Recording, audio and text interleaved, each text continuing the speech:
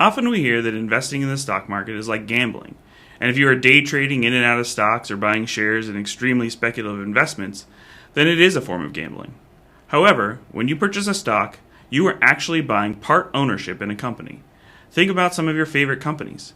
If you purchase a stock in one of those, you have the potential to participate in their future success and growth. On the other hand, when you buy a bond, you are lending money to the issuer, a corporation, municipality, or government. By purchasing a bond, you are investing in a relatively stable income stream through interest payments, with the expectation of getting your principal back at maturity. If you break down the components of investing, it becomes a lot less scary. Over the long term, investing in these building blocks can be the path to securing a bright financial future. Hi everyone, my name is Claire Olmstead and I'm an Associate Wealth Manager here at KWB. In this video of our Investing 101 series, I will be discussing the question, what are the risks associated with stocks and bonds? If we look at this chart, you can historically see that stocks have outperformed bonds, but most of you have probably heard that phrase that more risk usually equals more return. Investing in stocks is kind of like riding a roller coaster. It's thrilling because you have the chance for big gains, but it can also be nerve-wracking because the ups and downs can be intense. Just like how a roller coaster speeds up and slows down, unpredictably, stock prices can soar one moment and drop sharply the next. The volatility comes from factors like how well companies are doing, economic changes, and investor emotions. If you're okay with the ride and have time to wait out the drops, stocks can potentially grow your money over the long haul. On the flip side, bonds are more like a steady train ride. They don't move up and down as dramatically as stocks do. Bonds are kind of like IOUs issued by governments or companies who promise to pay you back with interest. However, there are still risks. For example, if interest rates go up suddenly, the value of your bonds might decrease. But overall, bonds offer a smoother journey with more predictable income, which can be reassuring if you prefer stability and steady returns.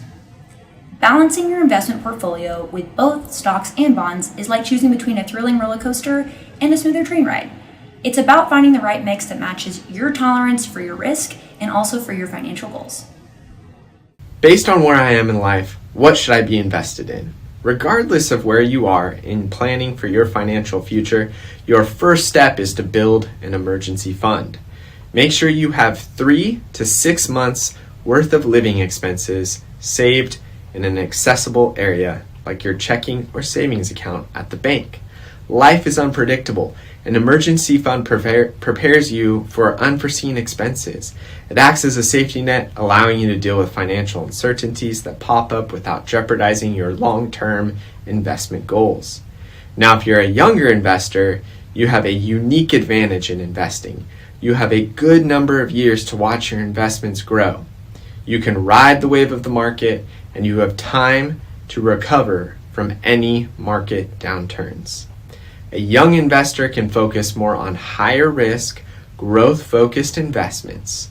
A good rule of thumb is to take 120 minus your age to gauge how much of your portfolio should be invested in these types of funds. The remainder can be diversified across less risky funds that provide stability, such as bonds. On the other hand, your investment strategy might look slightly different if you're older or nearing retirement. Your time frame is shorter, and you'll want to preserve what you've earned. Exposure to high-risk investments like stocks is reduced, and more is geared towards safer, conservative investments like bonds. Regardless of your age or where you are in life, investing is a journey that evolves with you. The strategy remains the same: be consistent and diversify. It's never too late to start.